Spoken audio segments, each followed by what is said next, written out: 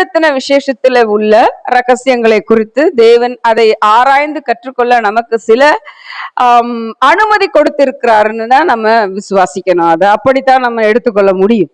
ஏனென்றால் வெளிப்படுத்துற விசேஷத்தை பத்தி சொல்றதுக்கோ அதை வாசிப்பதற்கோ அதை தியானிப்பதற்கோ நமக்கெல்லாம் தகுதி இல்லைன்னு கூட சொல்லிடலாம். ஏன்னா அதுக்கு நிறைய நமக்கு ஞானம் வேணும். தேவன் ஞானம் இல்லாமல், பரிசுத்த ஆவியானவருடைய அனுக்கிரகம் இல்லாம அதெல்லாம் வாசித்து புரிந்து கொள்வது அப்படின்றது முடியவே முடியாத காரியம்.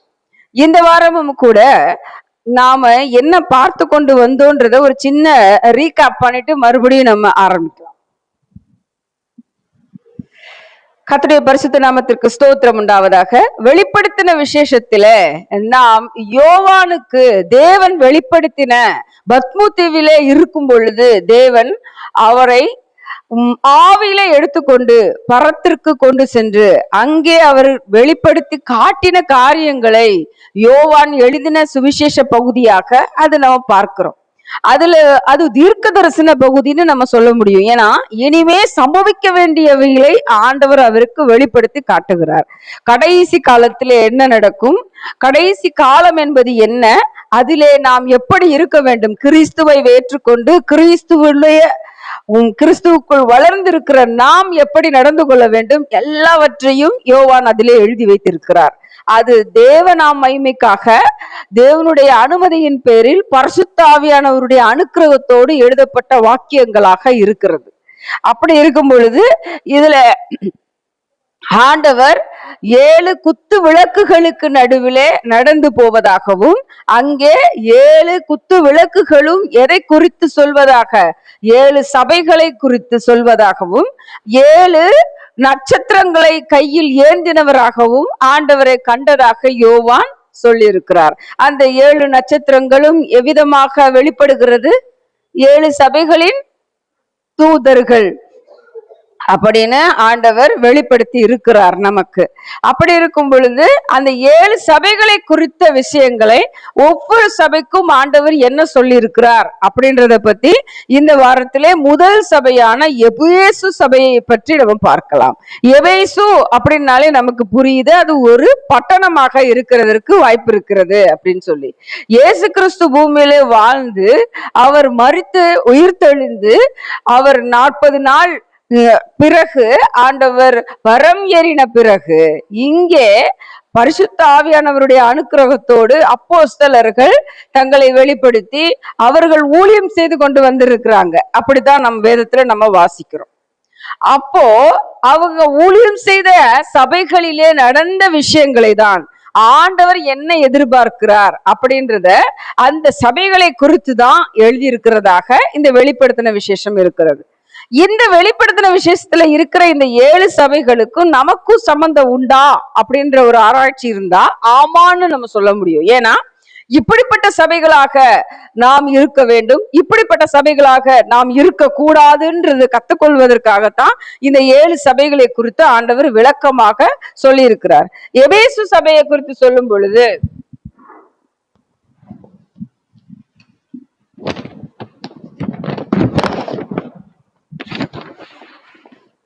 வெளிப்படுத்தின விசேஷம் 2ஆம் அதிகாரம் 1ஆம் வசனத்திலிருந்து வாசிக்கலாம்.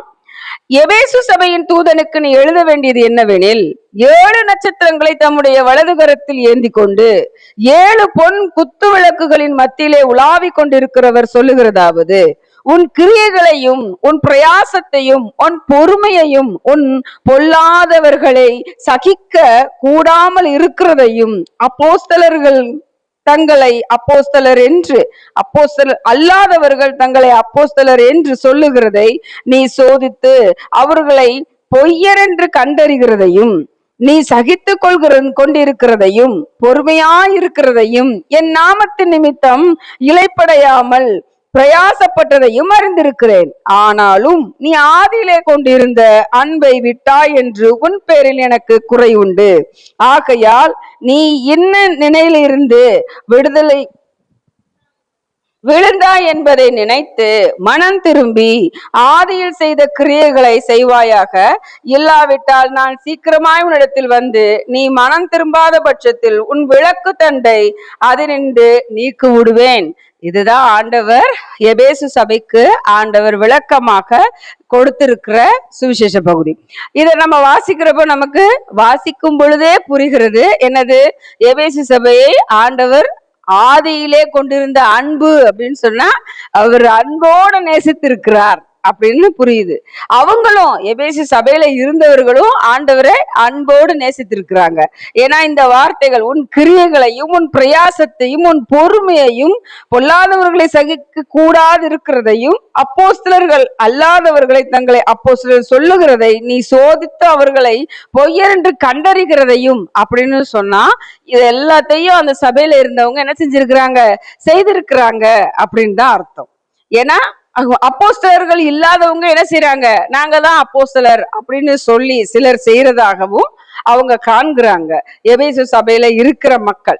இதத்தான் அவரு எழுதி வைத்திருக்கிறாரு. ரொம்ப தெளிவாகவே இருக்குது. இதுக்கு ஒரு வேறு விளக்கம் தேவையில்லை. ஏன்னா இதை வாசிக்கிறப்ப நமக்கு அந்த சபையில இருந்தவங்க எப்படிப்பட்டவங்களாக இருந்தாங்க அப்படின்னு நம்மளால புரிந்து கொள்ள முடியுது. ஆனா ஆண்டவர் ஒரு விஷயத்தை சொல்கிறார், நீ ஆதியிலே கொண்டிருந்த அன்பை விட்டு விட்டாய் அப்படின்னு சொல்லி. இந்த வார்த்தை தான் இன்றைக்கும் நமக்கும் உரிய வார்த்தை. ஆதியிலே கொண்டிருந்த அன்பு அப்படின்னா எபேசு சபையில இருக்கிறவர்கள் நம்ம எப்படி இருக்கிறோம்? ஆதியிலே நமக்கு அன்பை உடையவர்களாக இருக்கிறாங்க அப்படின்னு சொல்லி. அந்த அன்பு நமக்கு எப்படிப்பட்டதாக இருக்குது அப்படின்னா, ஆதியிலே கொண்டிருந்த அன்பு நமக்கு ரொம்பவே சந்தோஷம் உள்ளதாக இருக்குது. சரிங்களா? இந்த அன்பு தான் நமக்கு பிரதானமாக இருக்க வேண்டிய அவசியம் உள்ளதாகவும் இருக்குது.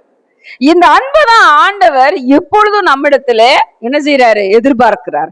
ஏன்னா நம்ம ரட்சிக்கப்பட்டு முதல்ல சபைக்கு வர்றப்ப நமக்குள்ள எப்படிப்பட்ட ஒரு அனுபவம் ஏற்படுது அப்படின்னா, ஆண்டவரே நீங்க தான் எனக்கு எல்லாமே, உங்களை விட்டா எனக்கு வேற யாருமே இல்ல. இந்த ஒரு கனெக்டிவிட்டி இவ்வளவு ஒரு பக்கத்துல நெருக்கமா இருக்கக்கூடிய ஒரு அனுபவம் ஏற்படுது. ஆனா அது நாள் போக போக இவர் தானே, நம் இயேசு தானே அப்படின்ற மாதிரி என்ன ஆயிருது? நமக்கு ஒரு அந்த அன்பு குறைச்சல் ஏற்படுது. அப்படிப்பட்ட விஷயங்கள் இருக்கக்கூடாதுன்றதான் ஆண்டவர் எபேசி சபையின் மூலமாக அவர்களுக்கு சொல்வதன் மூலமாக நம் சபைக்கும் நமக்கும் ஆண்டவர் சொல்கிறார். நாம என்ன செய்யக்கூடாது? ஆதியிலே எப்படி ஆண்டவர் மீது பக்தியோடு பயத்தோடு அன்போடு இருந்தோமோ அப்படியாகவே இப்பொழுது என்ன செய்யணும்? பக்தியோடு பயத்தோடு அன்போடு இருக்கணும். இதைத்தான் ஆண்டவர் எதிர்பார்க்கிறார். இந்த சபைகளுக்கு ஆண்டவர் சொன்ன வார்த்தைகளை நாம என்ன செய்யணும்? மிகவும் ரொம்ப கவனமாக எடுத்துக்கொள்ளணும். கடைசியா ஒரு வார்த்தை இருக்கு. என்னது? நீ மனம் திரும்பாத பட்சத்தில் உன் விளக்கு தண்டை அதிலிருந்து நீக்கி விடுவேன்னு ஆண்டவர் சொல்றார். இதுதான் எச்சரிப்பின் சத்தம். விளக்கு தண்டுனா இப்பதான் நம்ம பார்த்தோம். விளக்கு தண்டு அப்படின்றது சபையில் இருக்கிற ஊழியர் அப்படின்னு சொல்லி. அப்ப அந்த சபையில் இருக்கிற ஊழியரை நம்ம விட்டு எடுத்துட்டாரு அப்படின்னா, நமக்கு சபை இல்லாமல் போனது அப்படின்னா நம்மளால எங்க போகவே முடியாது, பரலோக ராஜ்யத்திற்குள்ள போகவே முடியாது. அப்ப சபை அப்படின்றதுதான் நமக்கு ஆதாரமான விஷயமே.